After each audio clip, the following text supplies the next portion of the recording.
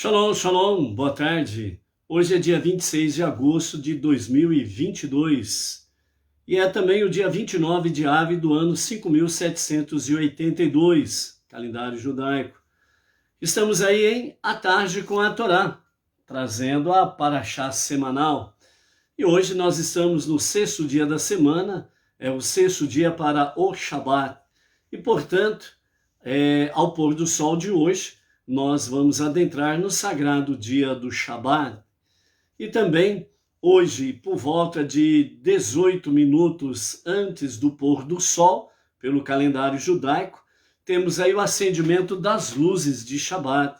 Então, as luzes de Shabat serão acesas às 17 horas e 34 minutos, em torno de 18 minutos antes do pôr do sol. Então, nós já estamos aí nos preparando para o sagrado dia do Shabat. Então, desde já, a você, família e todas as comunidades Bnei Noach, um Shabat Shalom com muita presença divina. Nós estamos hoje para trazer a sexta leitura da nossa Parashá semanal, Re'e, vejam, no qual Moisés, ele está orientando a nova geração que vai entrar na Terra Prometida, recordando realmente a travessia pelo deserto, e são as 42 viagens que fizeram, ou 42 estações das suas viagens que fizeram durante a travessia do deserto. E o nosso Rebbe Menachem Mendel traz para nós, no dia de hoje, sobre o vizinho opressor e sobre o trabalho, que é a palavra final. A palavra inicial, vamos ver aí o que nos fala sobre o vizinho opressor, Só de você ouvir o título vizinho opressor, você pensa exatamente no quê? Vamos ver. E também, a palavra final, o trabalho. Qual é o significado do trabalho? Dentro do aspecto da nossa sexta leitura da nossa Parashá semanal. Então, a primeira palavra é: o vizinho opressor, diz assim o nosso Rebbe.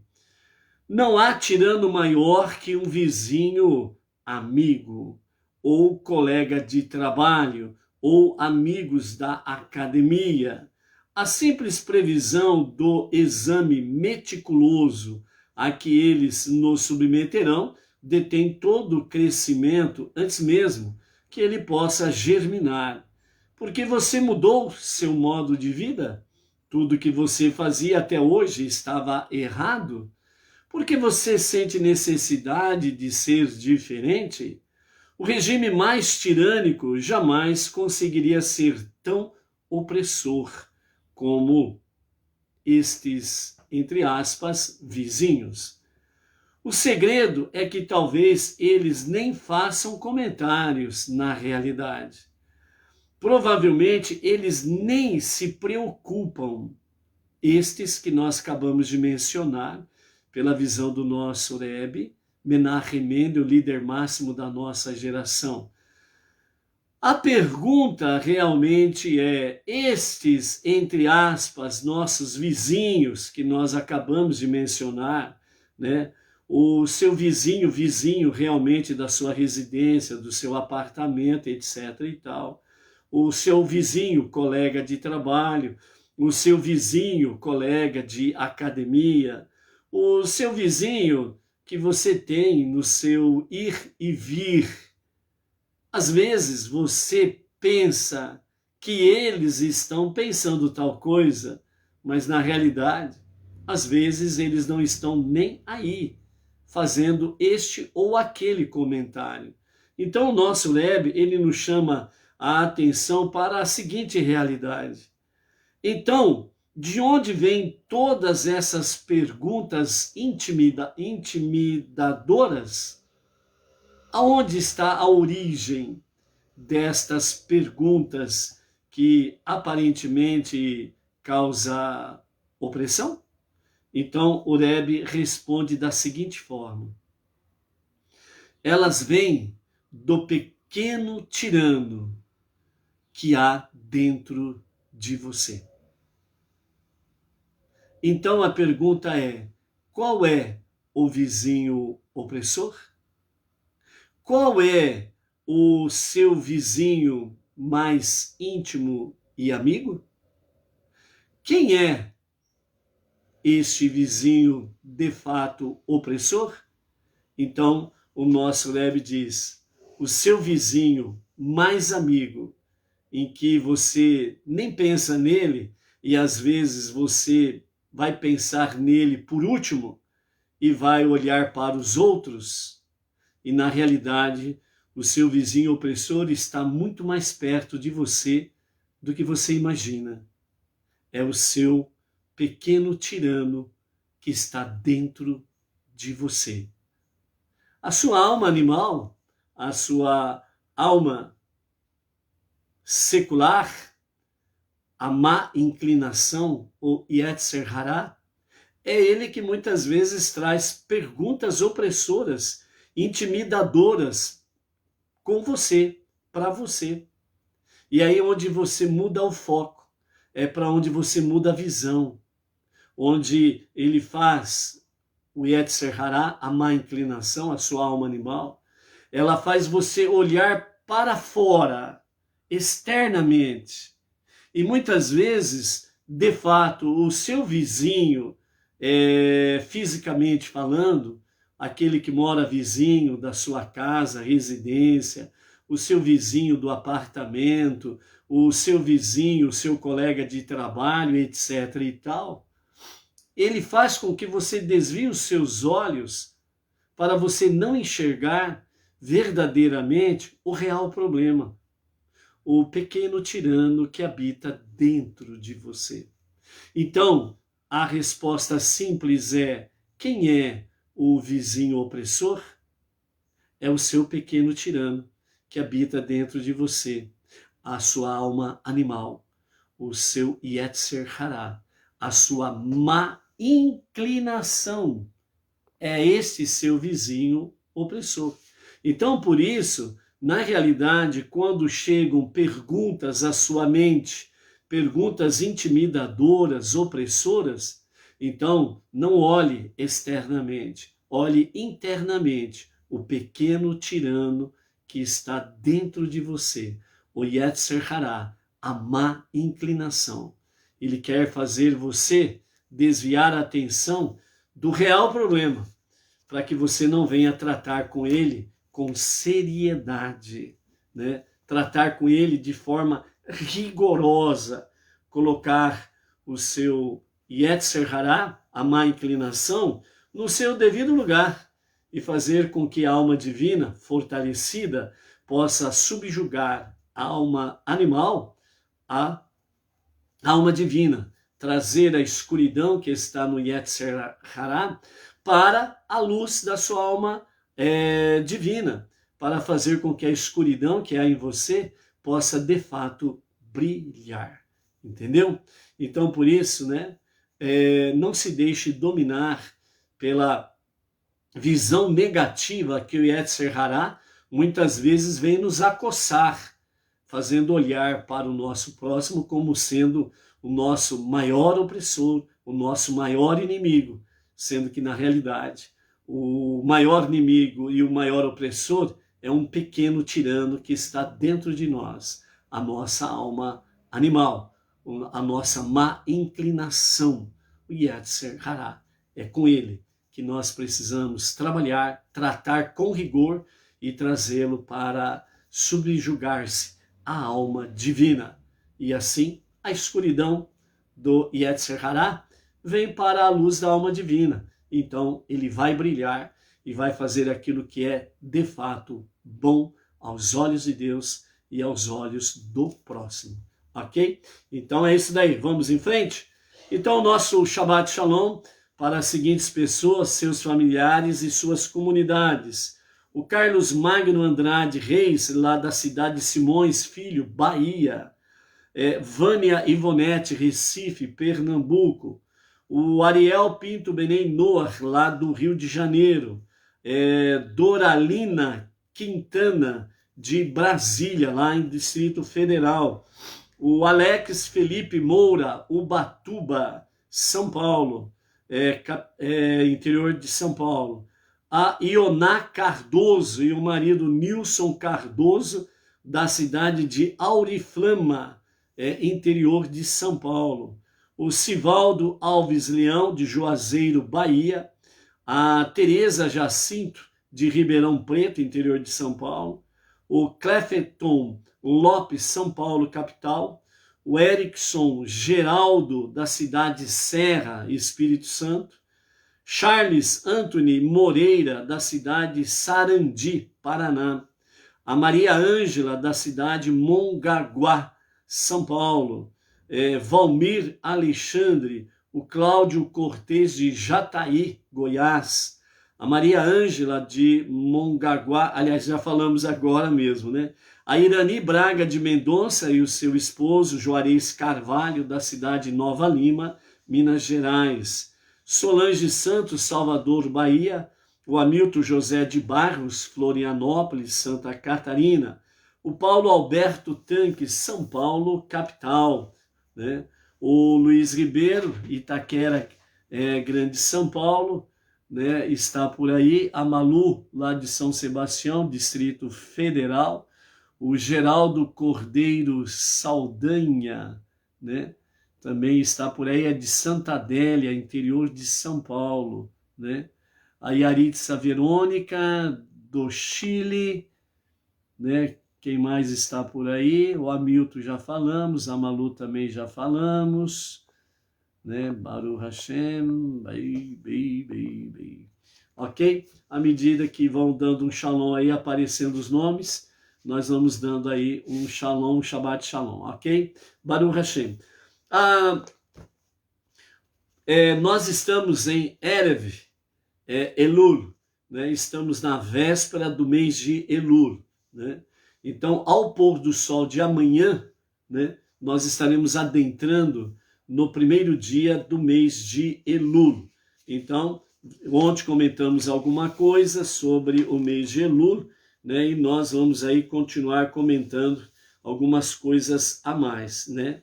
O mês de Elul, só para recapitular, né, é o mês do arrependimento, da misericórdia e do perdão, né? O mês de Elul segue os 2 meses, né, que antecederam o mês de Elul, que é o mês de Tammuz e Av, onde temos aí as grandes catástrofes que se abateram sobre o nosso irmão mais velho, né, o povo judeu, e principalmente, né, a destruição dos 2 templos, né, que aconteceram nesse período, principalmente no Tisha B'Av, né, o 9º dia de Av, né? Então, nós temos essa questão aí, né? Também sobre o mês de Elul, né, nós temos aí sobre a base, né, do mês de Elul, em que o rei está no campo, o rei sai do seu palácio, sai do seu trono, e ele vai para o campo, né, próximo ao povo. Então os nossos sábios falam que o mês de Elul ele tem esta característica. Então o rei está no campo, faça a sua petição.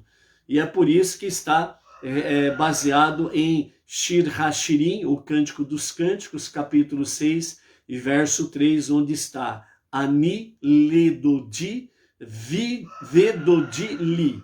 Ani ledodi vedodi li, que significa sou do meu amado e meu amado é meu. Então, sou do meu amado está dentro do aspecto em arrependimento e o desejo consumado de retornar à raiz, né, da alma, que é exatamente a sua essência primordial, né, a sua origem, que é em Deus. E meu amado é meu está numa conexão de uma expressão divina de misericórdia e perdão, né? Então, e meu amado é meu, é como Deus dizendo aos seus, né? Uma expressão de misericórdia e de perdão. Então, por isso, o rei está no campo e é momento propício de você falar de forma tranquila, fazendo a ele a sua petição.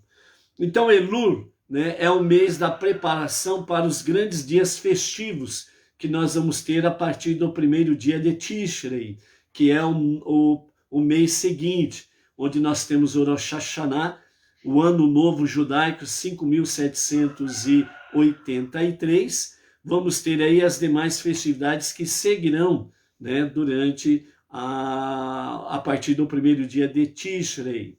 Entre elas, né, teremos aí Sukkot, teremos Yom Kippur, teremos, né, na sequência, né, o Ano Novo, o Dia do Perdão, Sukkot, o Shemini Atzeret, o 8º dia, o Simchat Torah, a alegria da Torá, que marca o início do novo ciclo dos estudos de Torá, 5.783, ok?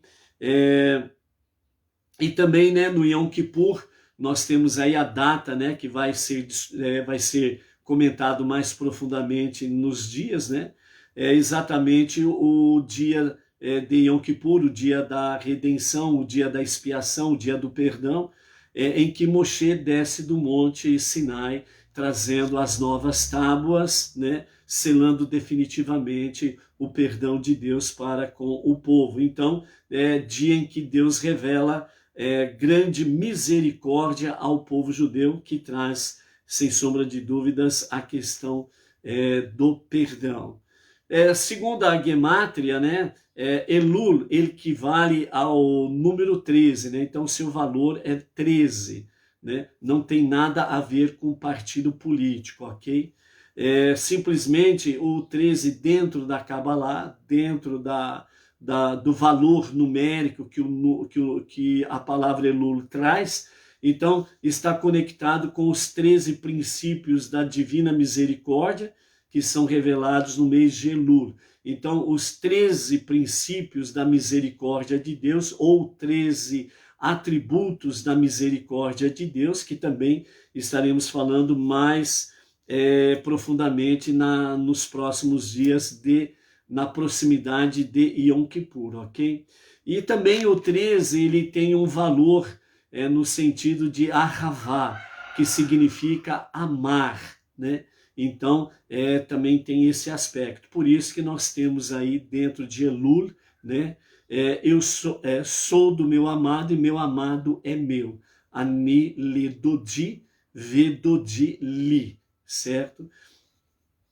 A letra, né, que nós temos para esse mês de Elul, a letra é Yud, né? É a primeira letra do tetragrama do nome sagrado de Hashem, o nome essencial de Deus, que normalmente é falado dentro da Kabbalah, né? Havaiá, né? Que é o nome de misericórdia. E também é a letra final do nome Adenut, né? Então, lembrando que Adenut é uma expressão para evitar, né, no comentário, no falar do dia a dia, para não falar a expressão Ado-Nai,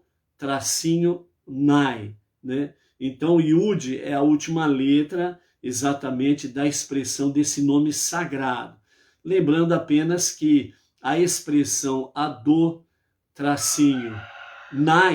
é para ser usada apenas no momento de preces, no momento de orações, certo?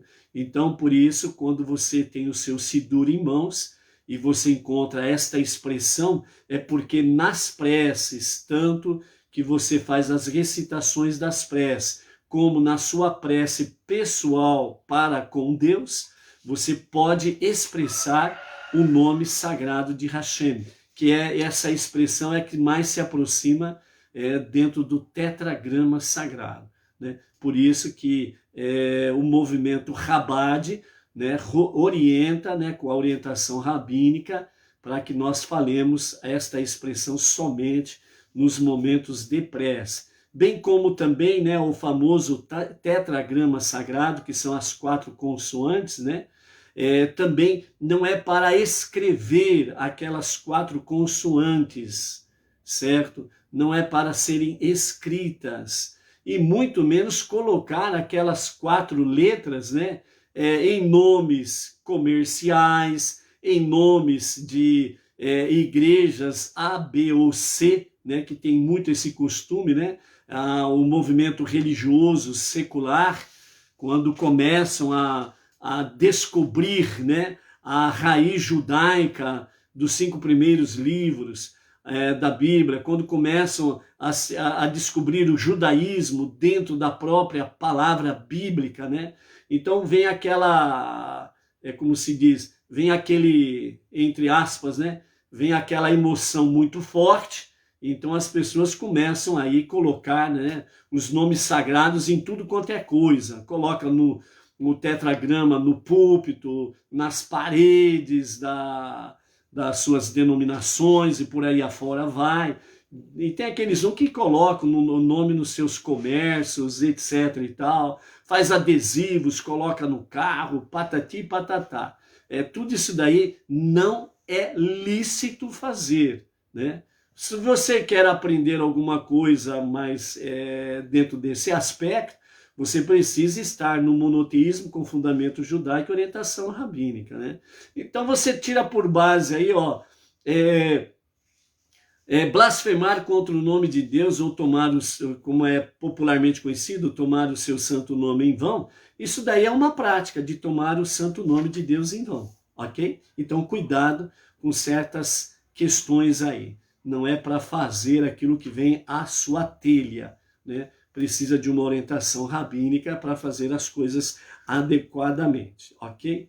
Então, por isso, né, a letra Yud, ela está na palavra final, né, do nome sagrado de Hashem, e por isso, para revelar e expressá-lo ao mundo, né? Então, por isso, vem as nomenclaturas, né, para não entrarmos na questão de tomar o nome santo de Deus em vão e nem blasfemar contra o nome dele. Então vem as expressões aí, Adenut, Havaiá, certo? Exatamente para evitar qualquer problema de violarmos o mandamento divino. Então, Yud é o fim na palavra, né, do nome sagrado, da manifestação da divina misericórdia de Hashem. Então, toda forma criada, ela começa com um ponto essencial de energia e força devida, o ponto da letra Yud. O fim do processo criativo é também um ponto de consumação e satisfação, um Yud. Então, por isso, no princípio, Deus criou. Isso está conectado com o ponto inicial, Yud. E Deus concluiu no 7º dia, né, toda a sua obra. O Yud, o ponto final, o princípio e o fim, ok? Então, a palavra Yud, ela também significa mão.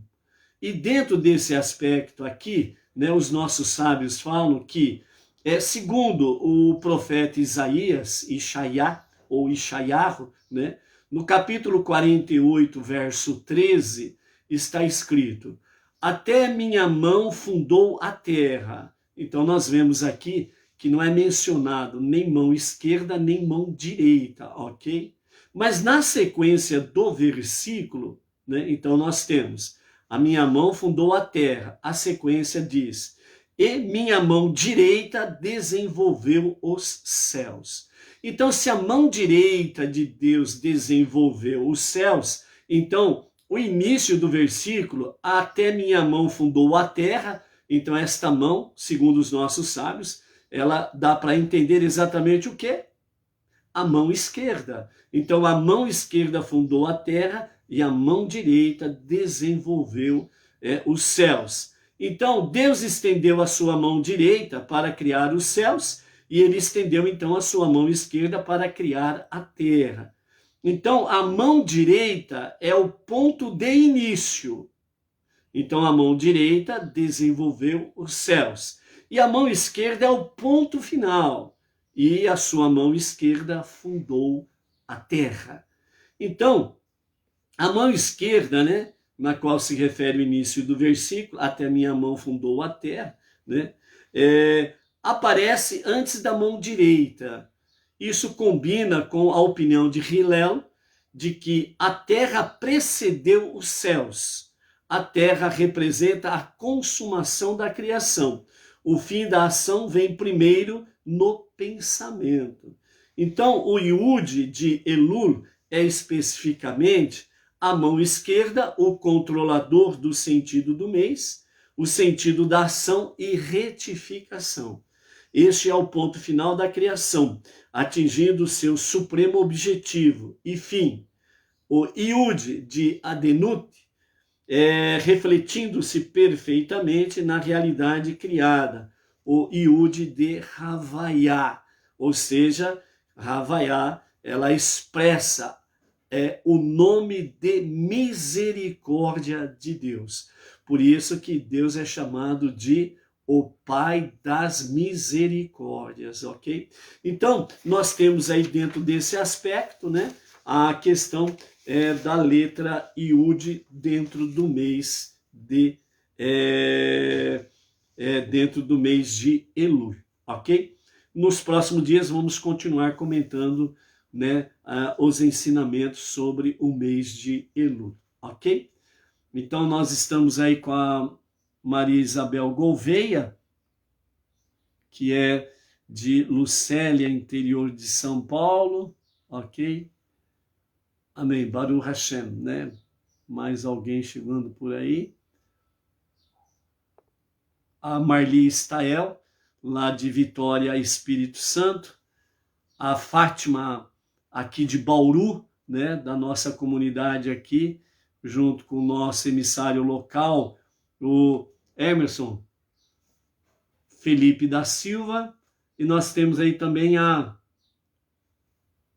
Eunice Loretti, lá do Rio de Janeiro, Baruch Hashem. Então a Eunice Loretti também está por aí. O Hamilton José de Bairros, né, que já também mencionamos aí, de Floripa, Santa Catarina, Baruch Hashem.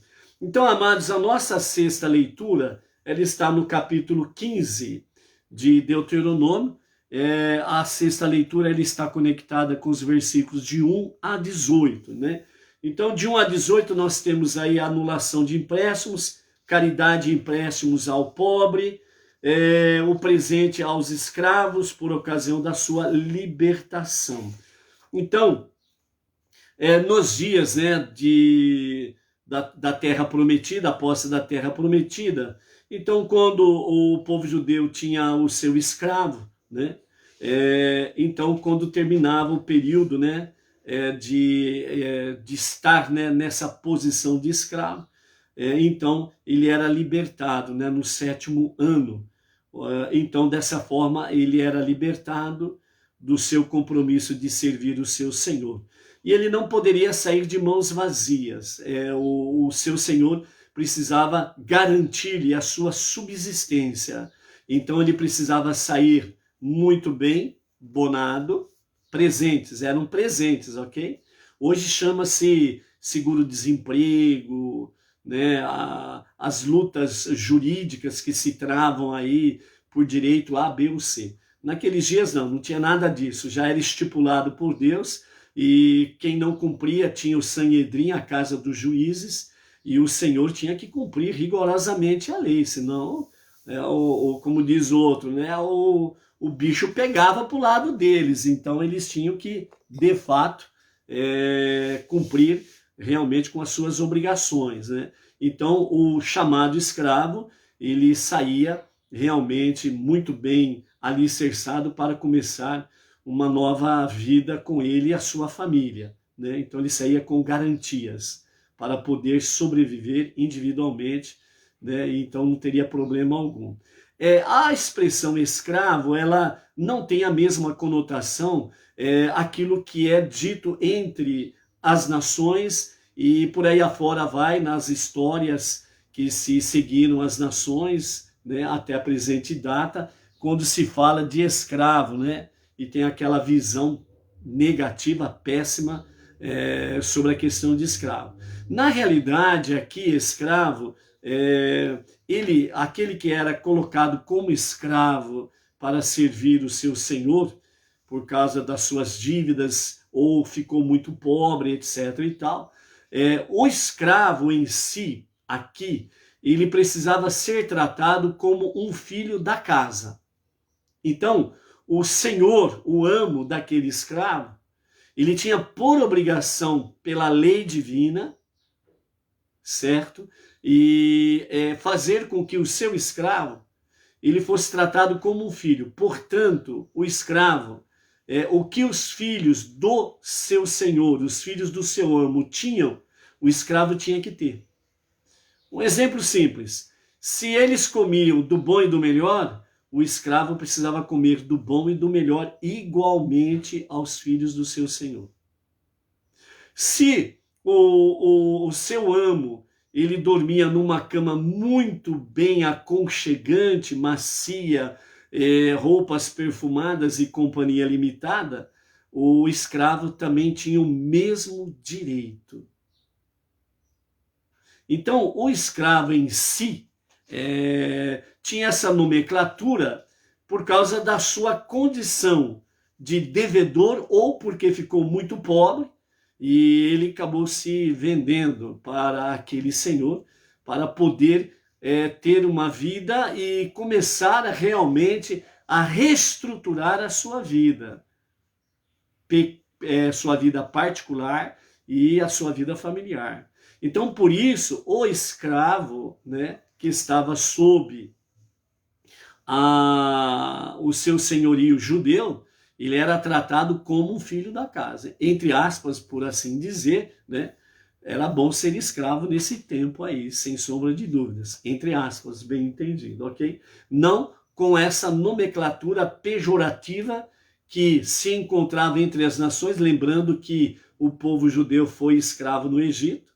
Então não é com aquela mesma nomenclatura pejorativa de escravo no Egito e posteriormente entre as nações, ok? Então, na realidade ali, o escravo, entre aspas, né, era um serviçal na casa de seu senhor e que tinha todas as regalias que a própria família do seu senhor tinha.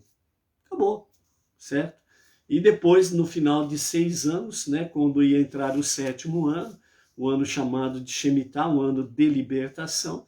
Então ele era livre, ele era livre para retornar ao convívio da sua comunidade, cidade, família, e ele ia muito bem remunerado, ele ia com muitos presentes para ele poder iniciar uma nova jornada com a sua família, muito bem estruturado, não precisando retornar a um estilo de serviçal de alguém, ok? Então é esse aspecto aí. Mas nós vamos ficar aqui mais essencialmente sobre a questão dos versos 7 até o verso 11, onde nos fala sobre caridade e empréstimos ao pobre. Então, se houver um mendigo em seu meio, especialmente de entre um de seus próprios irmãos paternos, ou de um dos residentes em seus portões, a terra que o Eterno, seu Deus, está lhe dando, você não endurecerá seu coração ou fechará a sua mão para o seu irmão mendigo.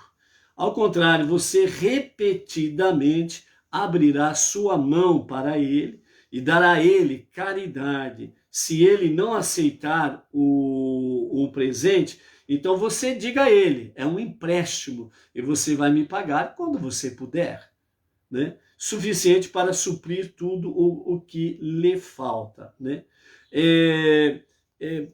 Antes de entrarmos aqui na questão dessa mitzvah de caridade, o versos 1 a 6 fala sobre anulação de empréstimos, né? Então aquele que emprestou dinheiro de alguém e chega a época da anulação, né, dos empréstimos, tem um período X.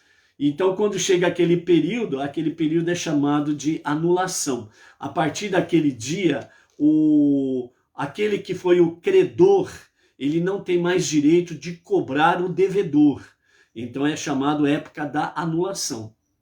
Então, a partir daquela época da anulação, venceu o prazo, então o credor não pode mais cobrar o seu devedor.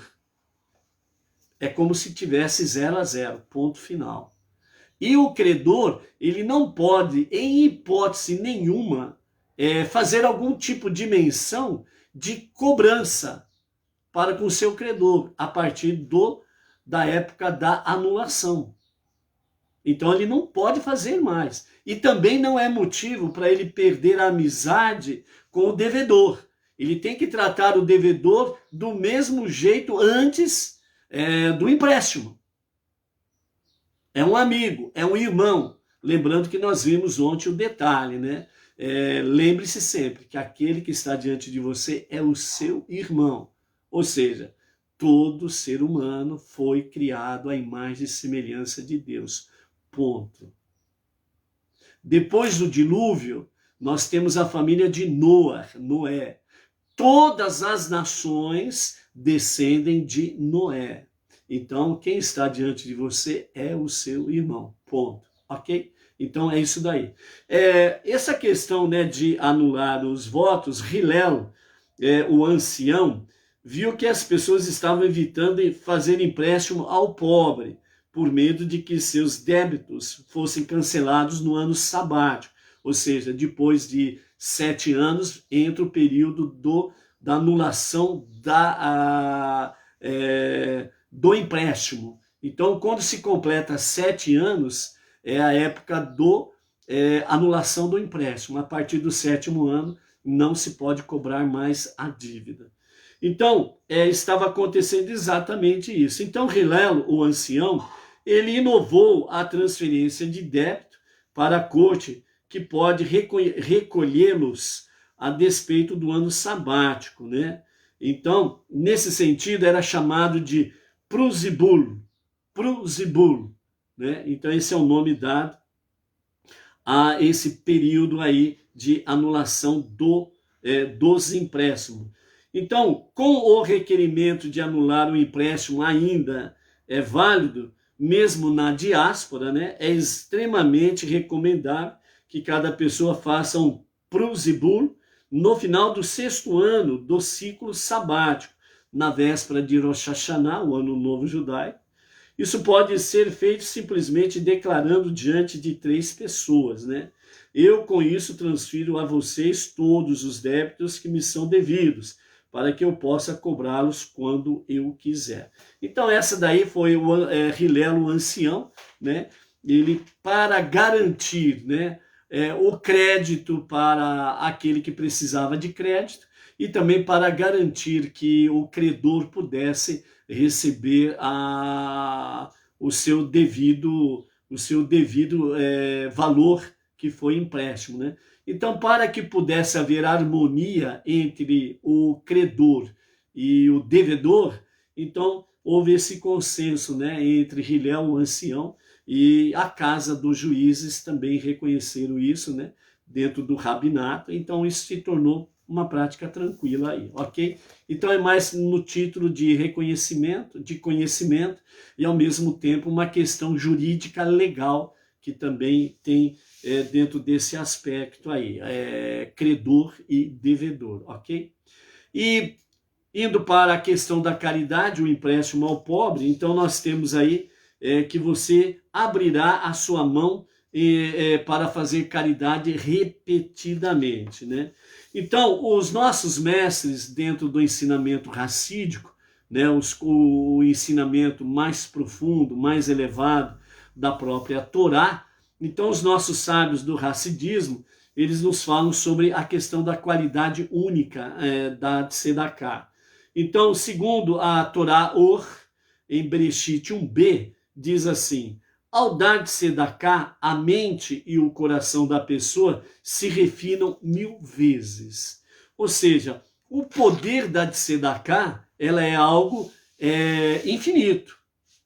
Ela não tem limites, né? O poder da Tzedaká. Então, por isso, os sábios, comentando sobre isso na Torá Or, né? Bereshit 1b, que traz dentro da visão do Talmud, da Mishnah, etc. e tal. Então, ao dar a Tzedaká, a mente e o coração da pessoa que faz o ato se refinam 1000 vezes. Então, quando alguém faz Tzedaká com Kavaná, que significa a verdadeira intenção do coração, o que é a verdadeira intenção do coração? É simplesmente fazer a vontade divina, ponto. Acabou, Kavaná. Então, quando a pessoa ela faz assim, tanto o seu coração como a sua mente são refinados 1000 vezes. Então vejam bem o nível espiritual elevadíssimo de quem pratica de Tzedakah, ok? O Geraldo Amanso e a Inês Martins, Shalom, Shalom, chegando por aí. A Ana Lúcia, do Rio de Janeiro, Baruch Hashem, certo? Então, os nossos sábios louvaram a grandeza da Tzedakah consideravelmente, comparando a todas as mitzvot da Torá juntas, segundo o Talmud Baba Batra 9a. Ou seja, se juntar todos os mandamentos, eles têm o mesmo valor juntos com um ato de tzedakah, um ato de caridade. Então vejam bem, realmente, como o poder da tzedakah é algo precioso aos olhos de Deus. Então a pergunta é, por que é precioso aos olhos de Deus? Quando alguém faz de tzedakah, nós já vimos aí, né, os níveis da tzedakah, todos eles estão dentro da tzedakah, ato de caridade, mas literalmente a tradução de tzedakah é justiça. Então quem faz de tzedakah, ele pratica ato de justiça. Lembrando que o Eterno é Dayan Haemet, ele é o juiz verdadeiro. Então, ato de justiça, ele entra em consonância com Dayan Haemet, o Eterno, o juiz verdadeiro.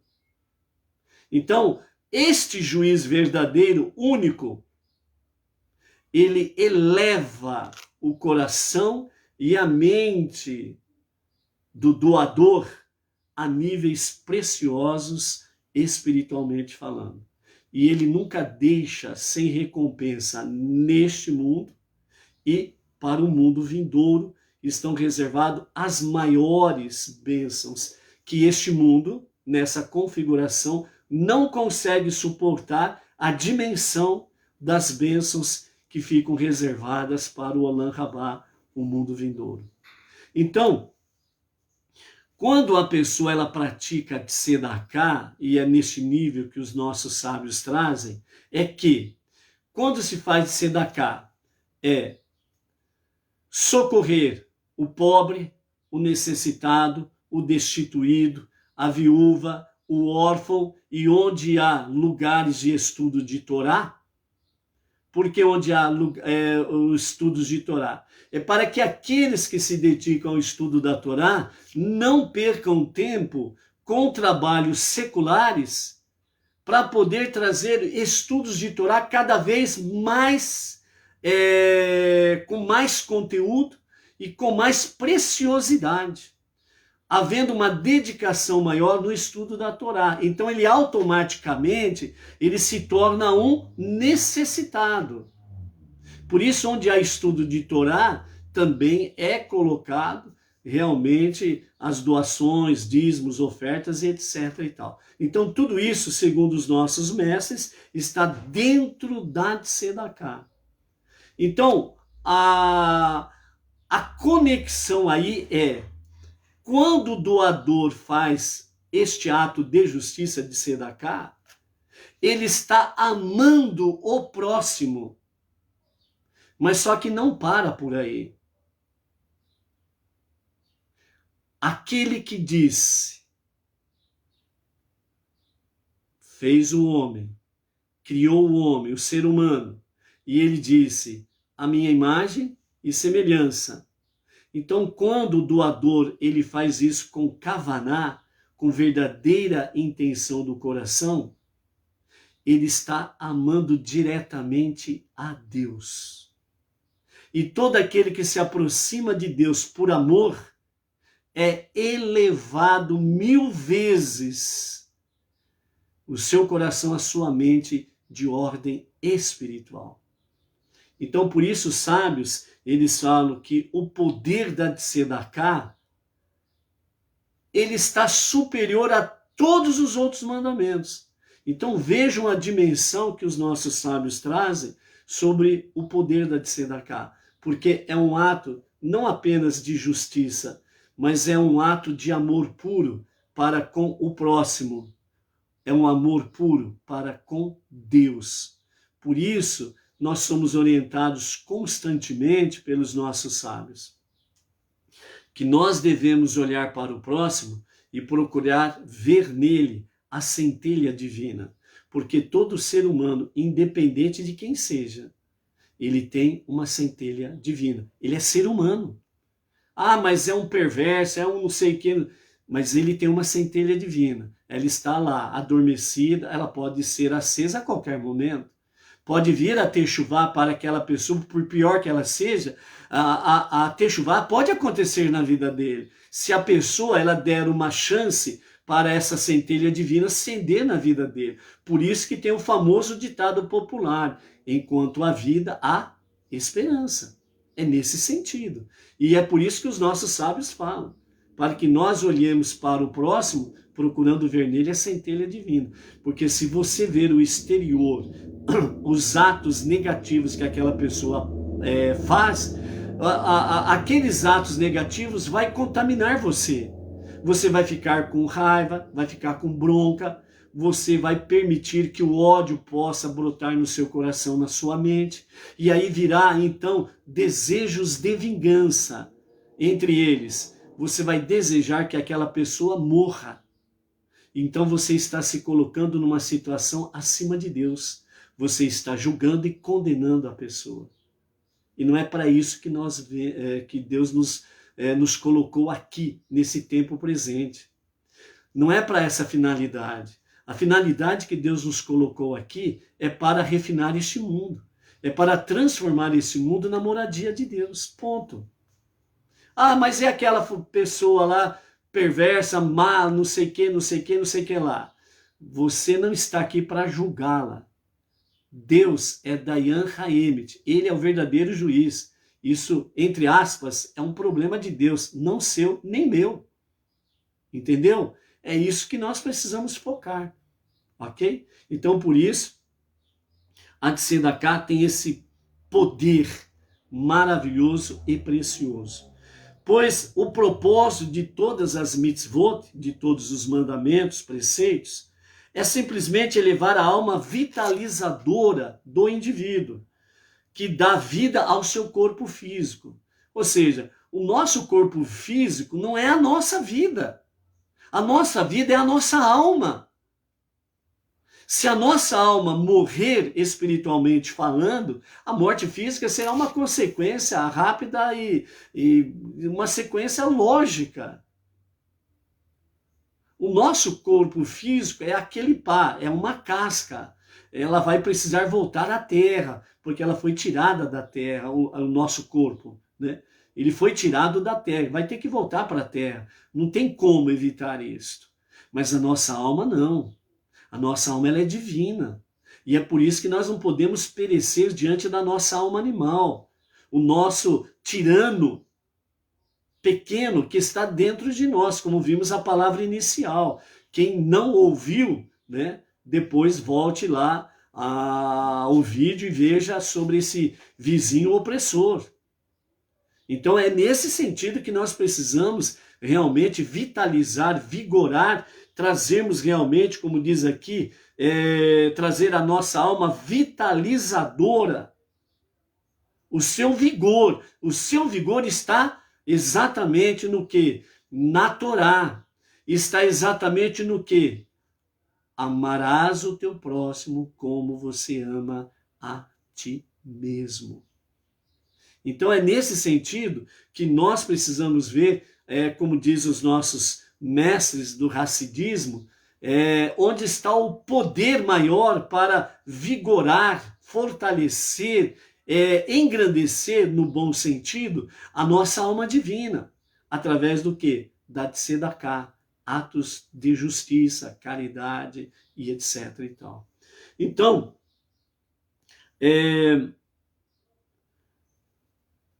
pois o propósito de todos os mandamentos é simplesmente elevar a alma vitalizadora de cada um de nós, que dá vida ao nosso corpo físico, a Deus, né? Então elevar realmente a nossa alma divina e ao mesmo tempo o nosso corpo, que significa serviço a Deus, para elevar cada um de nós realmente a Deus, uma vez que é esta alma vitalizadora sozinha responsável por cumpri-la. Ou seja, ao fortalecermos a nossa alma divina, ela fortalece, né, todo o nosso ser para o serviço divino, certo? E assim a nossa alma divina sendo devidamente vigorada, fortalecida, se tornando uma alma vitalizadora, então ela domina a alma animal, ela domina o Yetzer Hará, a má inclinação, o nosso pequeno tirano que está dentro de nós, e o transporta da escuridão para a luz que está na alma divina. Transporta da má inclinação para a boa inclinação que está na alma divina. Então, o vigor que tem na alma animal, a sua coragem, ousadia, a sua forma incansável de lutar e alcançar os seus objetivos, ela vem para o domínio da alma divina, agora para aquilo que é bom e aquilo que é de fato agradável aos olhos de Deus. É nesse sentido que traz para nós exatamente. Por quê? Porque quando nós praticamos tzedakah, nós estamos doando a nós mesmos. Porque os nossos sábios dizem assim: quando você cumpre os demais mandamentos, sempre é exigido algumas partes do seu ser. Mas quando você pratica tzedakah, todo o seu ser está envolvido. Por quê? Porque você trabalha. Ao trabalhar, você está exatamente aplicando ao trabalho todas as energias do seu corpo físico e da sua alma divina. Então, todo o seu ser, tanto no campo espiritual como no campo físico, estão sendo aplicados, envolvidos na sua atividade de trabalho, etc. e tal, para você conquistar o seu dinheiro, o seu bem. E quando você faz tzedakah, você está doando vida, a sua vida. Por isso que, segundo os nossos mestres, né, a mitzvah da tzedakah, ela tem esse grande e infinito poder, que eleva num ato, hein? Num ato de tzedakah, ela eleva 1000 vezes a sua mente e o seu coração a níveis espirituais. Então, por isso, nossos mestres falam que você, ao praticar tzedakah, você está doando a sua vida. E quem doa a sua vida em prol de alguém, isto é muito nobre aos olhos de Deus. E por isso, a mitzvah de tzedakah é muito potencialmente valorizada por Deus. Ok? Então, e mesmo aquele que não ganha vida de seu trabalho poderia ter usado este dinheiro que ele deu para tzedakah para comprar coisas necessárias para a sua alma vitalizadora. Assim, ao dar tzedakah, ele está, de fato, dando a vida de sua alma para Deus, né? Então, é aquela questão, por exemplo, um casal, o marido trabalha, a esposa não. E a esposa pratica tzedakah. Certo? Lógico, com a devida vênia do seu marido. Para que a tzedakah tenha o seu real valor, o seu real sentido. Então, quando a esposa faz isto, né, e o seu marido está de acordo, então os dois estão envolvidos na própria tzedakah. Por sua vez, a esposa, ela, em vez de pegar aquela sua tzedakah para o seu uso próprio, por exemplo, né, para comprar aquilo que tem as suas necessidades, etc. e tal, ela faz o quê? Ela pega, faz e pratica tzedakah. Quando ela faz isso, ela está dentro do mesmo plano que acabamos de dizer. Ela está, segundo os nossos mestres, ela está doando a sua vida em prol de alguém. E Deus jamais desampara quem doa a sua vida em prol de alguém. Por quê? Porque ele está amando o seu próximo. Quem ama o seu próximo, ele ama a Deus, porque o próximo, ele foi, como ele, criado à imagem e semelhança de Deus. Então isso significa que Deus valoriza aqueles que de fato praticam tzedakah, porque ele está amando a obra de Deus, a obra suprema de Deus, que é o ser humano, a obra-prima de Deus. Então, quando nós fazemos isto, nós estamos vivenciando amar pessoalmente a Deus. E Deus não desampara aqueles que assim o fazem. Portanto, os nossos sábios, os nossos sábios disseram que tzedakah aproxima a redenção. Uma outra coisa preciosa que os nossos sábios trazem para o nosso conhecimento. Quando se pratica tzedakah, você está abreviando a revelação dos dias de Mashiach, a redenção final. Cada ato de caridade, cada ato de tzedakah está trazendo mais perto, mais próximo a revelação do verdadeiro e justo Mashiach para a redenção final. Então, esse também é outro poder da tzedakah. É abreviar a revelação de Mashiach para a redenção final. Pois o ato de caridade eleva grande parte da alma vitalizadora. A elevação de tantas de suas faculdades e características não seria alcançada através da observância de até mesmo de várias mitzvot que você possa praticar. As demais mitzvot, por assim dizer, né, é uma obediência à vontade divina. Mas a tzedakah, ela, segundo os nossos mestres do Hassidismo, a mitzvah da tzedakah, ela supera todas elas. Inclusive, ela abrevia os dias da redenção final. Ela abrevia a revelação, ou seja, ela antecipa a revelação de Mashiach para a redenção final. Entendeu? Então vejam bem como realmente os nossos mestres, eles nos falam sobre o poder da tzedakah, ok? E a palavra final do nosso Rebbe Menachem Mendel sobre o trabalho, né? Ele nos fala sobre esta sexta leitura. Moisés disse ao povo judeu: Deus vai abençoar vocês em tudo o que fizerem. Então, apesar de Deus determinar o êxito que teremos, né, em nossos esforços para obter o sustento, não devemos confiar unicamente na sua providência. Ele mesmo nos diz que precisamos nos esforçar e trabalhar para ganharmos o nosso sustento. Ou seja, amados, o que o conselho, né, que Moshe diz, que a Torá fala, que Deus fala através da Torá, através do seu servo Moshe, através da nossa liderança, da nossa geração, o nosso Rebbe Menachem Mendel, é que, de fato, Deus ele fez uma promessa, mas ele disse, Deus vai abençoar vocês em tudo que fizerem.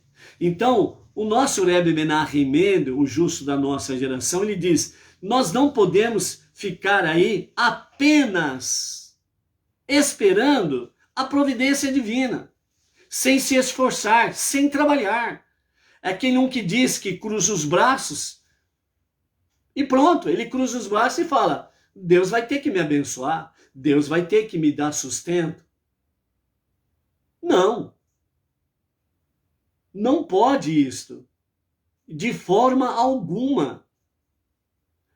É através do esforço e do trabalhar que cada um tem o seu mérito. Ele conquista méritos para poder receber as bênçãos divinas e não receber o pão da vergonha. Aquele que recebe de mão beijada, né, algum presente, algum bem, alguma herança. Ele não trabalhou por aquilo, ele não tem honra para poder receber isso daí. É isso que Deus está mostrando, que tanto Moshe como o nosso Rebbe Menachem Mendel fala.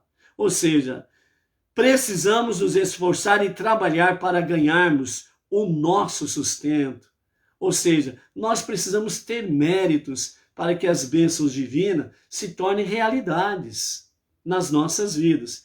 Por isso, não obstante, ao mesmo tempo, devemos ter em mente que nossa dedicação não é a causa direta de nosso êxito material, do nosso sustento.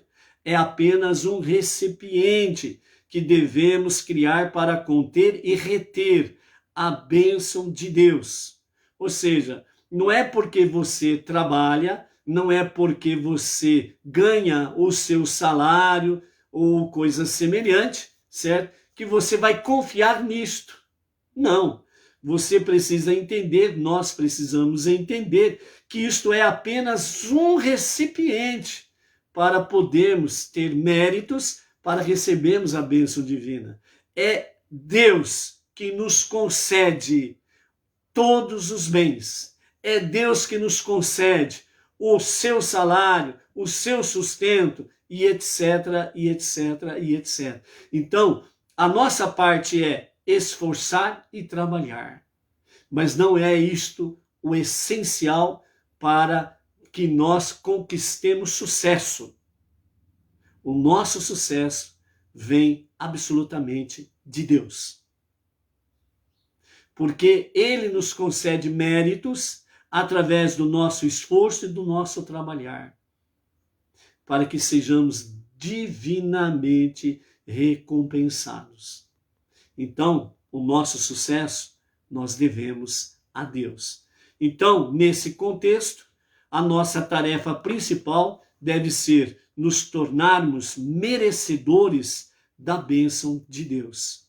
Por isso, esforça-te e trabalhe e pratique tzedakah, para que você tenha continuamente os méritos e que Deus recompense cada um. Ele é Pai, é do agrado dele presentear, recompensar os seus filhos. Essa questão de que eu faço não visando recompensa é no sentido de nós não fazermos a barganha. Eu vou fazer porque Deus vai me dar. Essa barganha que nós não podemos fazer. Mas quando nós temos kavaná, a verdadeira intenção do coração de fazer a vontade de Deus, a recompensa vem. Você nem precisa pensar, você não precisa ficar pensando nisso. Porque Ele faz. É da vontade dele. Ele é Pai. A nossa preocupação maior precisa ser: eu quero fazer a vontade do meu Pai Celestial. Eu quero fazer aquilo que é agradável a Ele. Eu quero fazer aqui isto e aquilo que é da vontade dele, porque eu o amo. Esta é a kavaná, a verdadeira intenção do coração. Portanto, ame a Deus e viva feliz. Ok? A você e toda a família e todas as comunidades Bnei Noach, um Shabbat Shalom. Até amanhã.